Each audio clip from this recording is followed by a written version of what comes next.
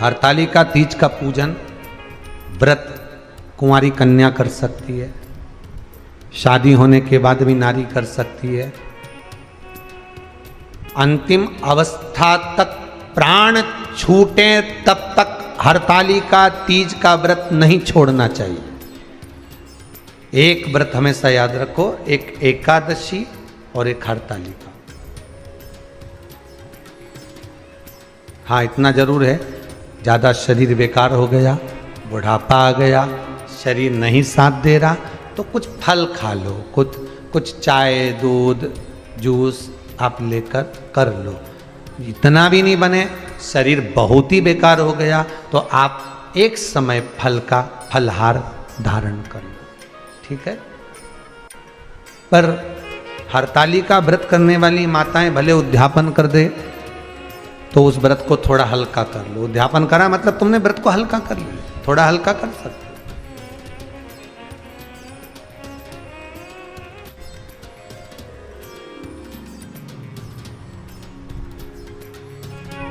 हरतालिका तीज का जो व्रत का उद्यापन करते हैं उसमें 5 चीज रखते हैं ना, 5 कपड़े स्त्री के, 5 कपड़े पुरुष के, 5 तरह का अनाज, 5 तरह का फलहार, 5 तरह का फल।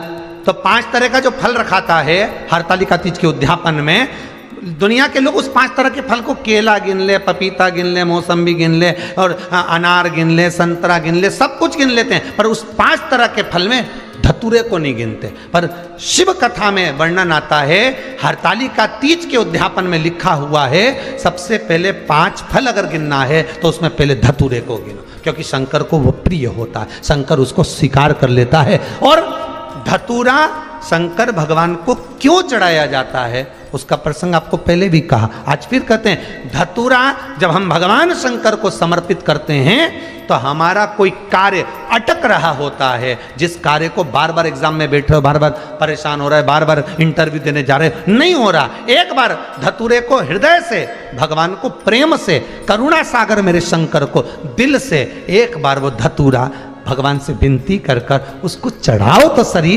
भगवान तुम्हारा कार्य सफल कर देगा। पर दिल से चढ़ाना, हृदय। हरतालिका तीज की पूजन करने वाले को चाहिए कि बालू का, मिट्टी का शिवलिंग बनाना चाहिए।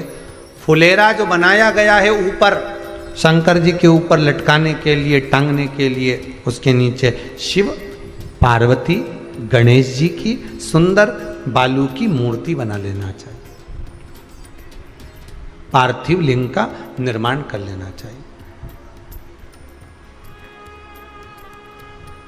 शिव की आराधना करना चाहिए।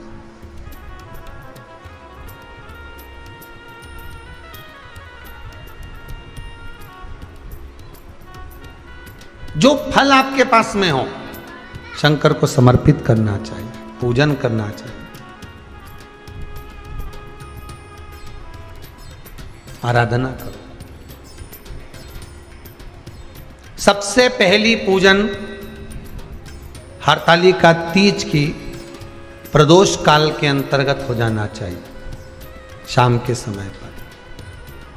प्रयास करा करो प्रदोष काल के समय पर पहली पूजन हो जाए तो ज़्यादा अच्छा। पर लोगों की आदत रहती है कि 8 बजे तक, 8:30 बजे तक, 9 बजे तक पहली पूजन करें, फिर दूसरी आराम से, फिर तीसरी, फिर आराम से, फिर चौथी। तो ऐसा सब अपने अपने हिसाब से। पर शास्त्र रीति कहती है कि प्रदोष का जो समय होता है, प्रदोष काल जो होता है, शाम का जो समय होता है, उस समय पर हरतालिका तीज की पहली पूजन हो, जिससे आपका स्मरण चित्त शंकर भगवान में उस घड़ी, उस पल, उस क्षण में आप शिव के हो जाएं और शंकर आपका हो जाए। हाँ, अगर किसी के आने में देरी हो,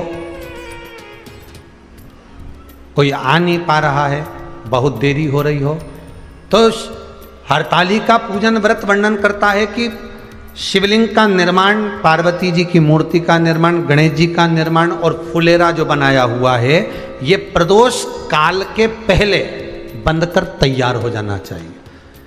प्रदोष काल के अंतर्गत फुलेरा नहीं बनना, फुलेरा पहले बन जाना चाहिए। और बहुत विशेष बात ध्यान रखिए हरतालिका तीज की, कि शंकर जी का जो आपने स्वरूप बनाया है, पाटे में, थाली में, चौकी पर, चौरंग पर जो स्वरूप बनाया है, वो पहले नहीं रखना है। पहले क्या बांधना है? फुलेरा। पहले फुलेरा बांधिए, उसके बाद उसके नीचे शंकर जी को रखिए। कई अब जो हरतालिका तीज का पूजन करते हैं तो उनके लिए हो गया, अब दूसरे के लिए भी सुन ले। जो नारी हरतालिका तीज का पूजन नहीं करती, व्रत नहीं करती, साधना नहीं करती, उसके लिए भी कहा गया कि आप अगर ये व्रत नहीं करते हो तो एक कार्य जरूर करना, कहीं पर फुलेरा बंधा हो, हरतालिका की पूजन हो रही हो, 5 मिनट 10 मिनट निकालकर अपने आसपास के किसी पौधे में से पत्तियां लेकर या पुष्प लेकर, 5 वृक्ष की पत्ती या 5 वृक्ष के पुष्प लेकर शंकर भगवान को जब पूजन हो रही हो, 5 मिनट माताएं जब पूजन कर रही हों, तब आप भी उस पुष्प को, उस पत्तियों को शंकर को समर्पित कर सकते हो। ये नहीं चढ़ा सकते तो 5 फल, फल नहीं चढ़ा सकते तो 5 कुछ भी पुष्प आदि का आप शिव को समर्पित करो। पर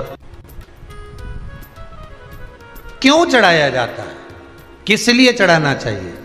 तो कहा कन्या स्त्री अगर मान लो हरतालिका का व्रत नहीं करती, पूजन नहीं करती, आराधना नहीं करती, तो वो कन्या, वो नारी, वो स्त्री, वो पुरुष कार्य तो बहुत करेगा, दुकान भी 4 चलाएगा, व्यापार भी बढ़ाएगा, पर संपदा को जोड़ नहीं पाएगा। 1 रुपये कमाएगा, 1.25 रुपये खर्च वाला काम चलेगा। हस्त नक्षत्र में जो तृतीया पड़ती है, हस्त नक्षत्र के अंतर्गत जो तृतीया का महत्व कहा गया है, वो संपदा को बढ़ाती है, मनोकामना को पूर्ण करती है। इस नक्षत्र के अंतर्गत जो तृतीया आती है वो मनोकामना को पूर्ण कर कर चली जाती है। इसलिए शिव की आराधना के लिए प्रथम माने। हस्त नक्षत्र में किया गया दान, हस्त नक्षत्र के अंतर्गत तृतीया के दिन किया गया पुण्य, हस्त नक्षत्र में तृतीया के दिन किया गया श्रृंगार, हस्त नक्षत्र में तृतीया के दिन करा गया अपना सुंदर सिंदूरा, भगवान का आनंद, 5 तरह के वस्त्र, 5 तरह के स्त्री के वस्त्र, पुरुष के वस्त्र, 5 तरह का फल, 5 तरह का अनाज, ब्राह्मण को बुलाकर ब्राह्मणी के साथ आप या तो ब्राह्मण से उद्यापन करवाएं या फिर आप स्वयं भी करते हैं तो शिव को समर्पित करके ब्राह्मण और ब्राह्मणी को भोजन कराकर वो भाग प्रदान करें। यही हरतालिका तीज के उद्यापन का वर्णन आता है। सुंदर भाव से हरतालिका माता आप सभी की मनोकामना पूर्ण करे। हर हर महादेव। थोड़ा ध्यान लगाकर सुनना। हरतालिका तीज शिव महापुराण की कथा ही नहीं, आप जो तीज करते हो, हरियाली करो चाहे सातुड़ी करो, उस तीज की महत्वता क्या है, इस